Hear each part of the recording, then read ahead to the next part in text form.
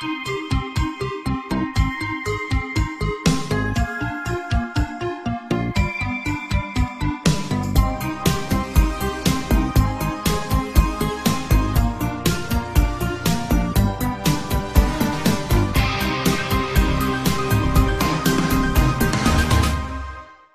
tin roof. Growing up in the country, I never heard the term Occam's razor.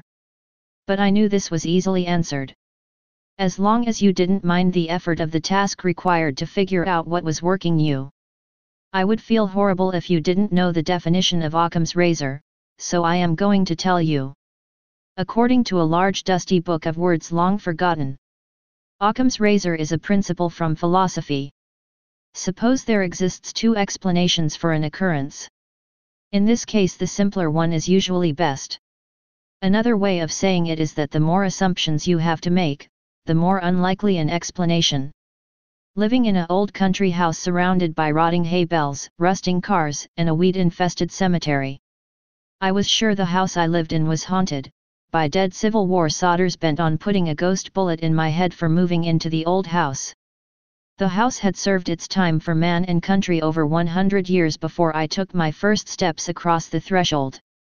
A doctor and his wife owned the house, and after his children was called away to war in the States, he felt the need to turn the old place into a hospital.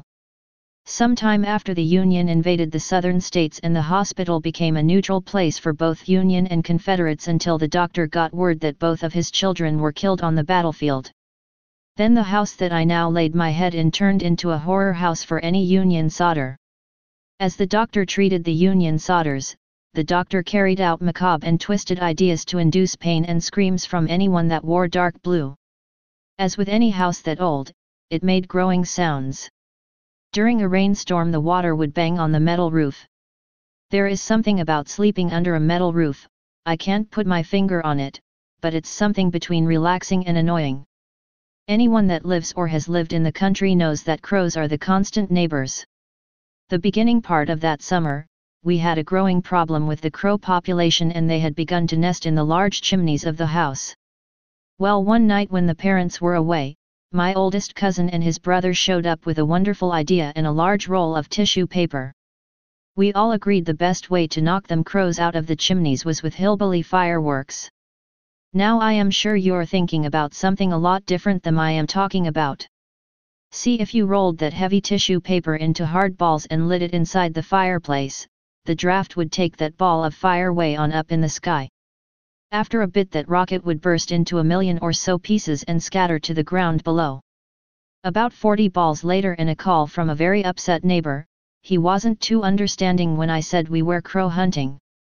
After all, crows building nest in chimneys can cause a bunch of issues come wintertime. The next morning we came to realize that we no longer had a crow problem. A few weeks later, and after all of this was long forgotten. That is until one morning when the sun decided to burn the earth, or at least it felt that way. The sun's rays got that tin on that roof so hot you could fry an egg up there.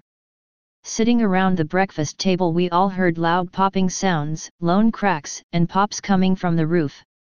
Something was amiss on the roof, and a little voice told me it had something to do with 40 fireballs we sent in the sky and all the dead birds on top of that tin roof. So I guess that was Occam's razor telling me that maggots were popping out of the crows, and frying on the roof. Instead of dead Confederate soldiers walking around on the roof,